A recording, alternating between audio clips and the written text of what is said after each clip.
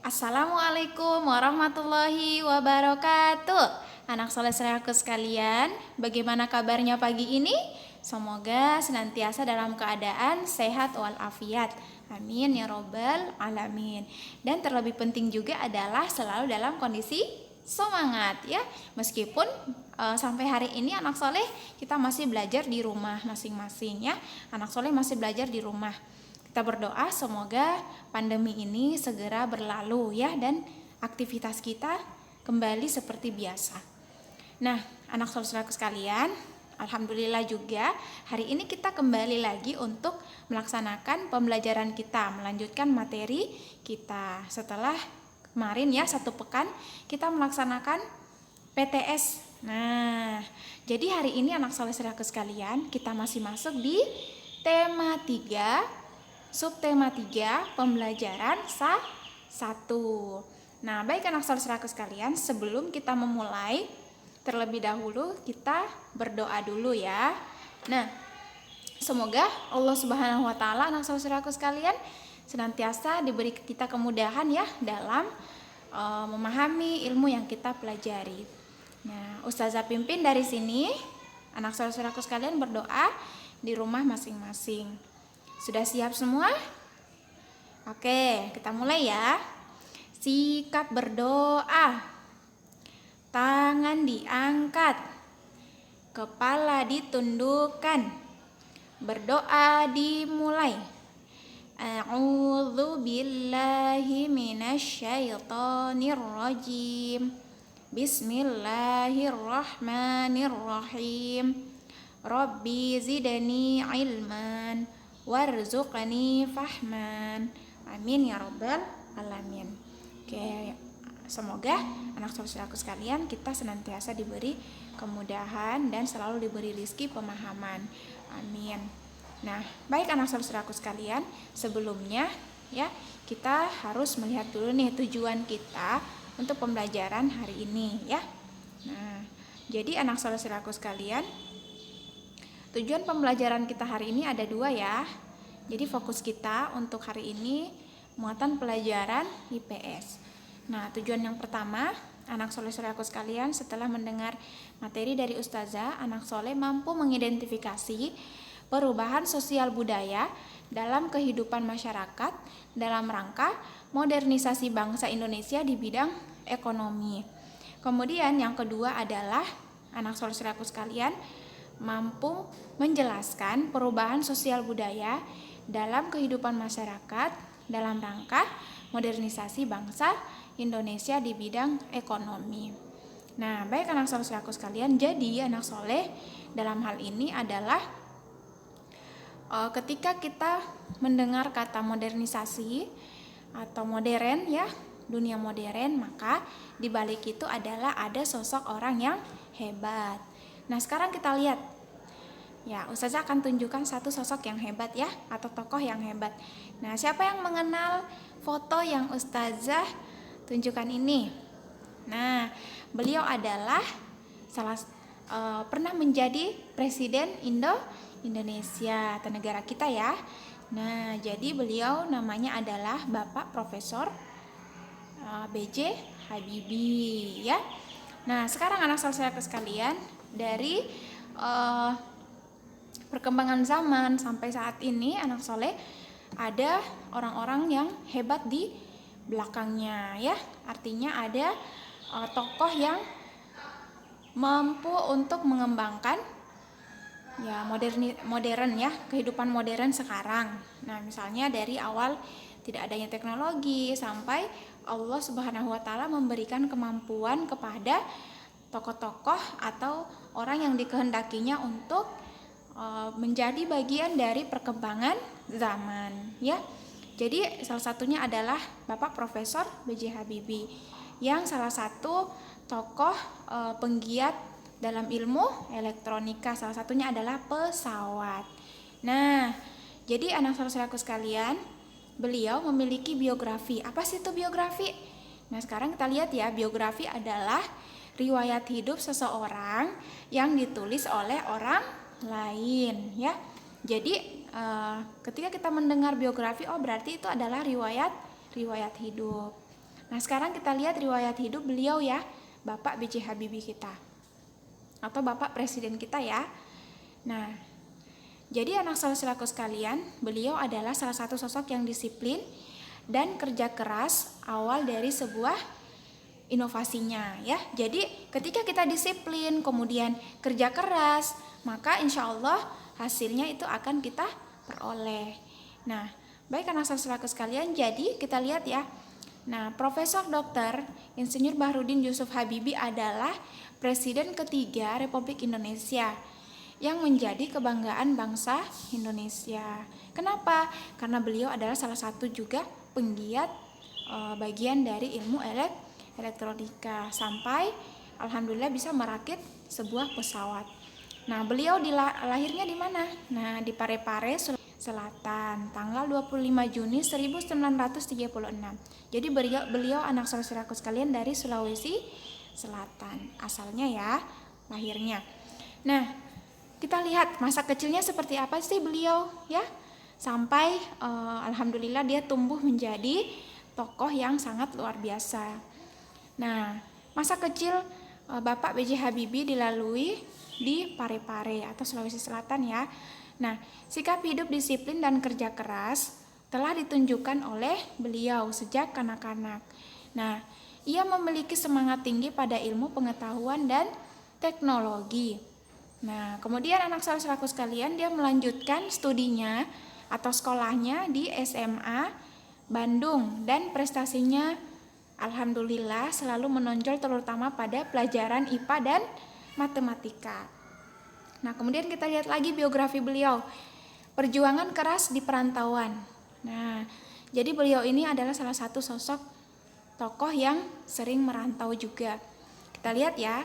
Nah, didukung oleh kemauan keras untuk belajar. Selepas dari SMA-nya, beliau masuk di perguruan tinggi yaitu ITB, Institut Teknologi Bandung. Nah, kemudian mendapatkan beasiswa untuk melanjutkan kuliah di Jerman. Masya Allah ya. Jurusan konstruksi pesawat terbang.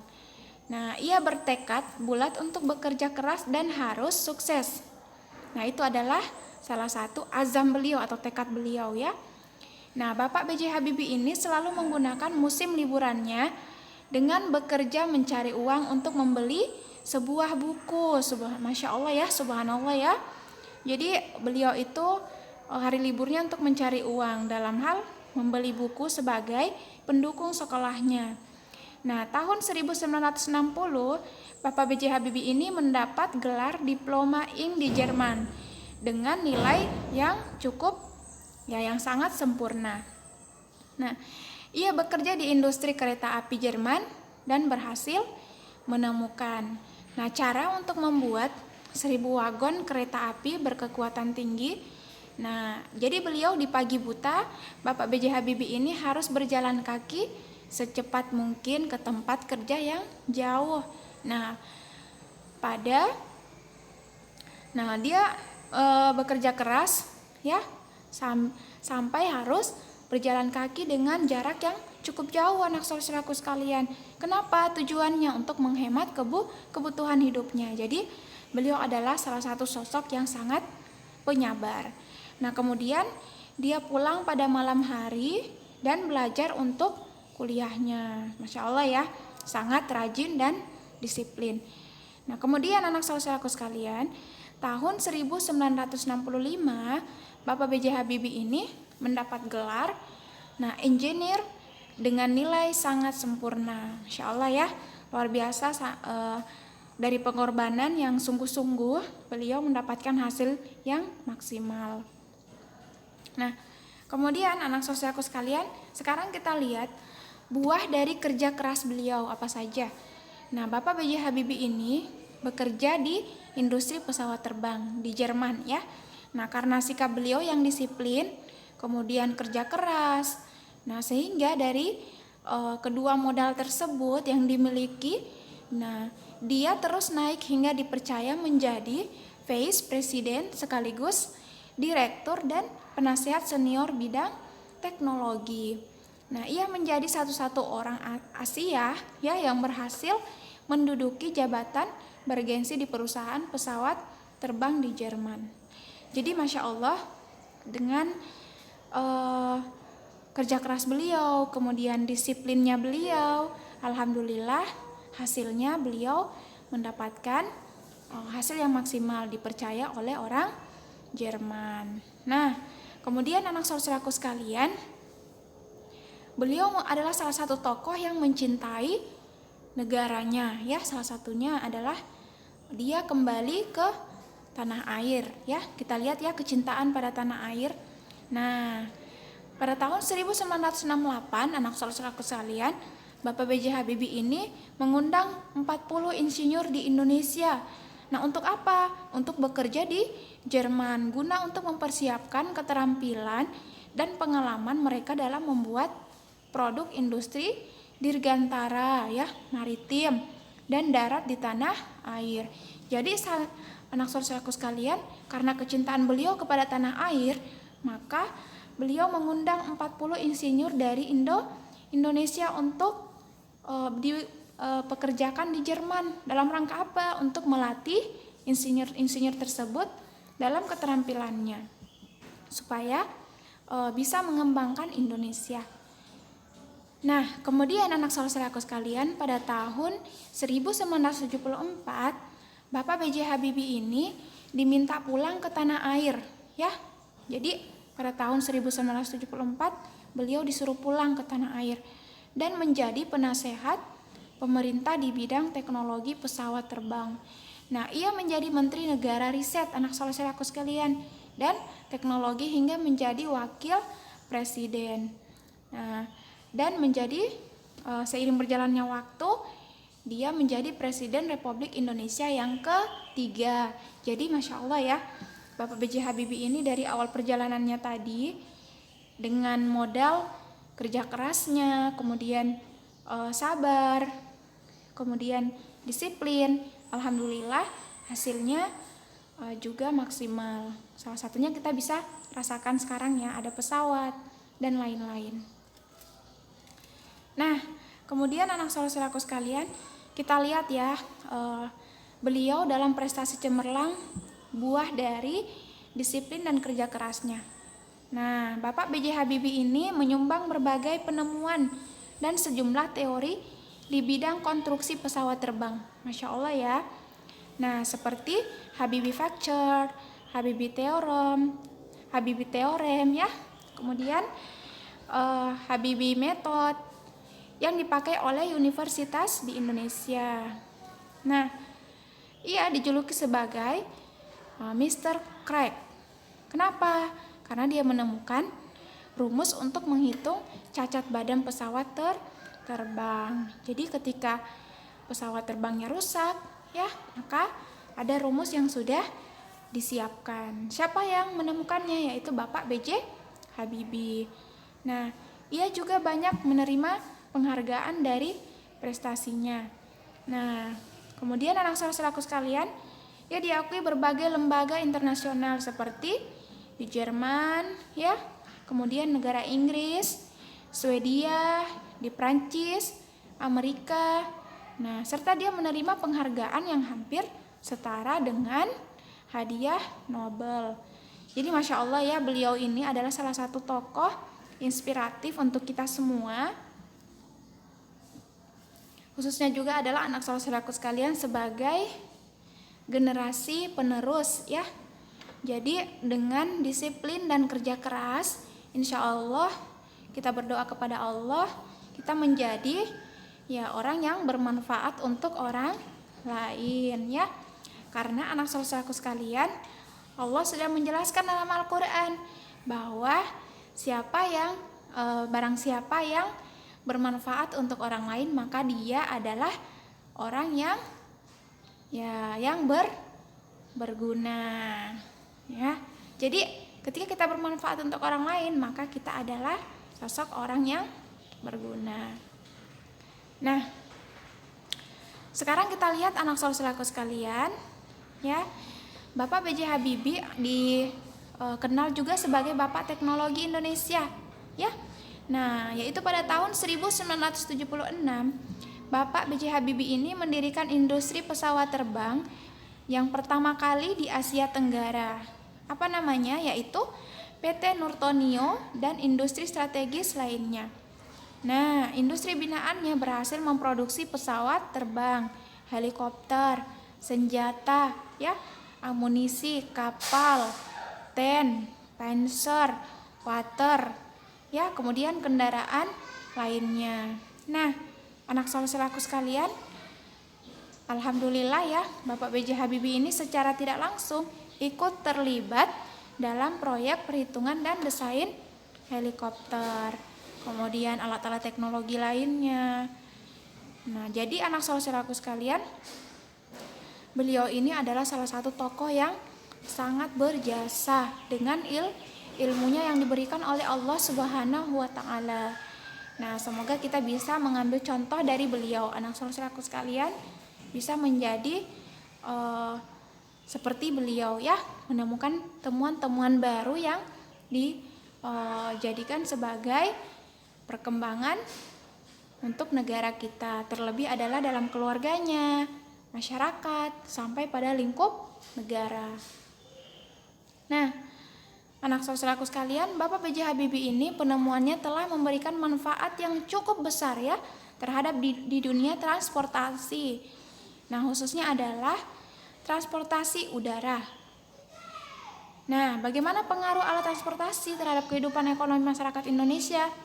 Nah, transportasi berarti angkutan atau alat untuk melakukan pekerjaan pemindahan atau alat yang digunakan untuk bertransportasi.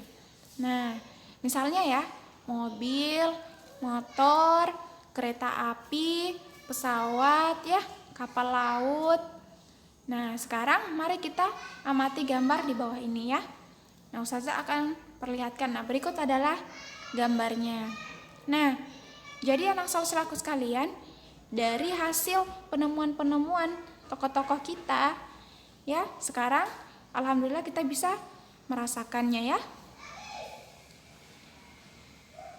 Nah, misalnya barang ya dari Kendari akan dikirim ke Jawa.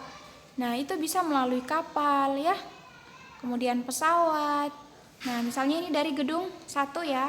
Kemudian diantarkan ke menggunakan mobil ke rumah yang satunya ya. Nah, setelah itu sampailah pada konsumen. Nah, dari pabrik barang misalnya ke mendistribusikannya ya kepada masyarakat untuk membutuhkan atau masyarakat yang mengambil barang dari pabrik, lalu mereka bisa menjualnya di toko maupun di pasar. Jadi berikut adalah gambaran umum terkait manfaat dari teknologi. Nah, dari pabrik kemudian didistribusikan ya melalui transportasi darat atau udara kepada masyarakat yang membutuhkan. Nah, jadi anak saudaraku sekalian, itulah sebabnya alat transportasi ini sangat penting ya bagi kegiatan ekonomi. Jadi dari beliau ya, Bapak B.J. Habibie kita, alhamdulillah menjadi bagian pelopor dari perkembangan teknologi. Alhamdulillah sekarang kita sudah bisa merasakannya ya. Nah, kita lihat. Jadi teknologi ini memudahkan ekonomi karena prosesnya dalam penyaluran barang-barang lebih mudah.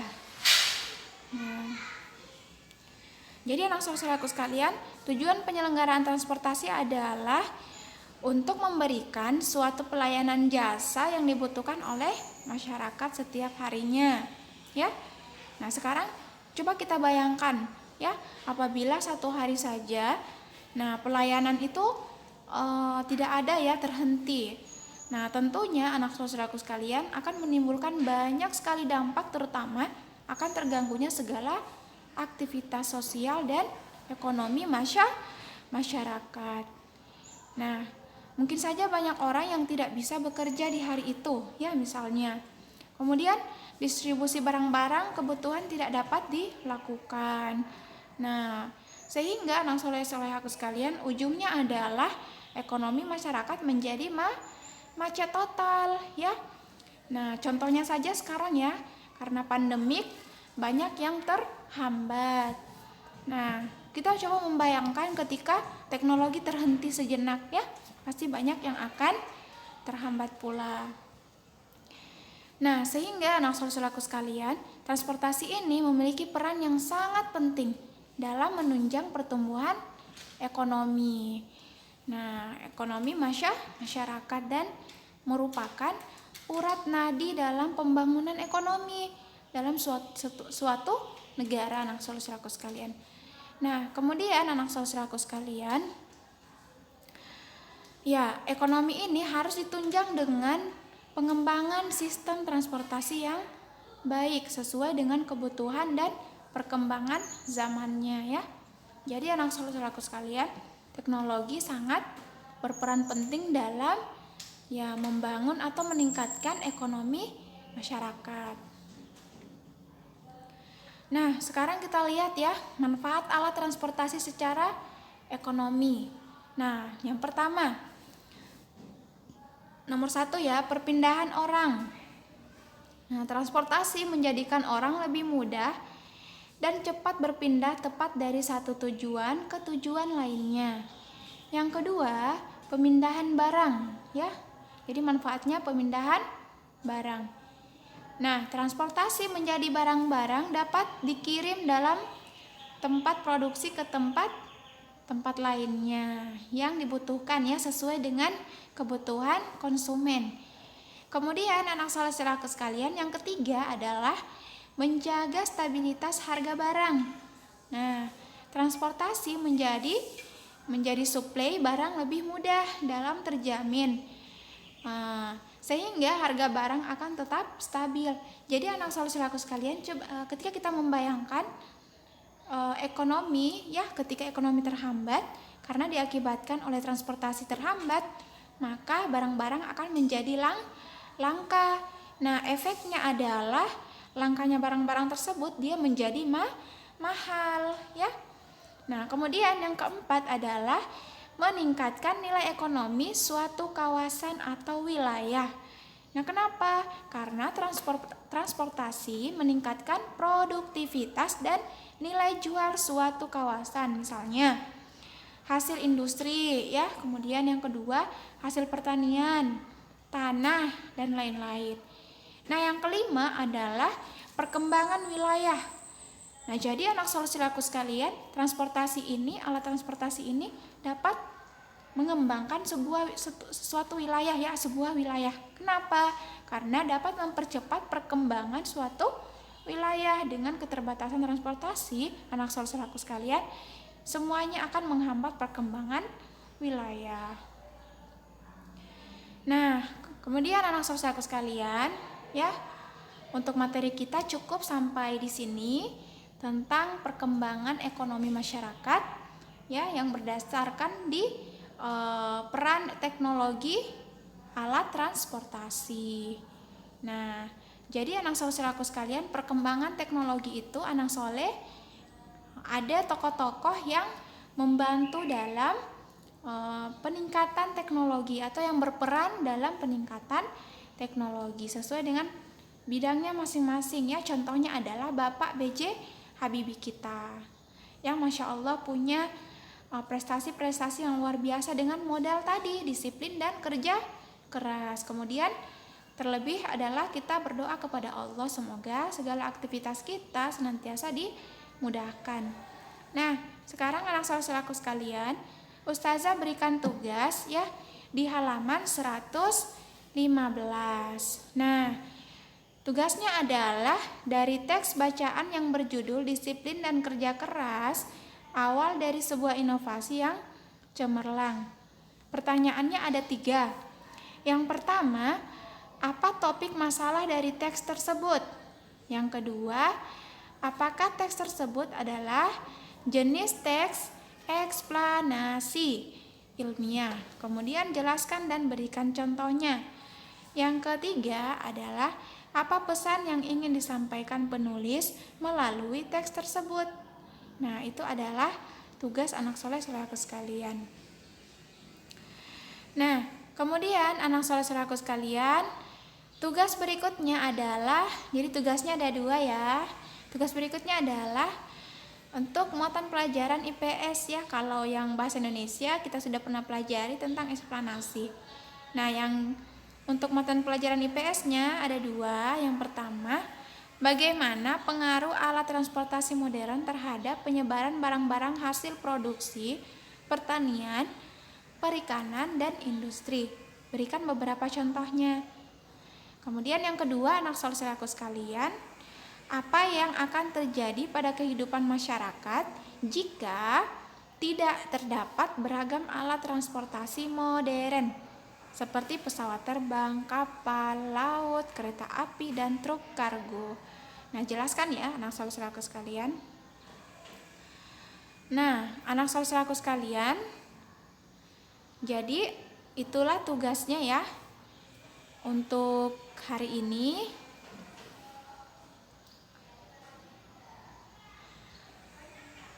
Nah, kita tutup dengan sama-sama melafazkan hamdalah alhamdulillahirabbil alamin. Ya, kita lanjutkan dengan doa kafaratul majelis. Subhanakallahumma wa bihamdika asyhadu an la ilaha illa anta astaghfiruka wa atubu ilaik. Oke, baik anak saudaraku sekalian, silakan dikerjakan ya. Tapi terlebih dahulu, anak soleh silakan sholat duha dulu, kemudian kerjakan tugasnya. Nah, hafalannya jangan dilupa untuk selalu dimurojaah dan ditambah lagi hafalannya ya. Bersemangat untuk menambah hafalan. Sholatnya ya, sholat 5 waktunya dijaga. Nah, oke, baik anak saudaraku sekalian, mungkin cukup sampai di sini ya. Ustazah akhiri. Assalamualaikum warahmatullahi wabarakatuh. Tetap semangat. Allahu Akbar.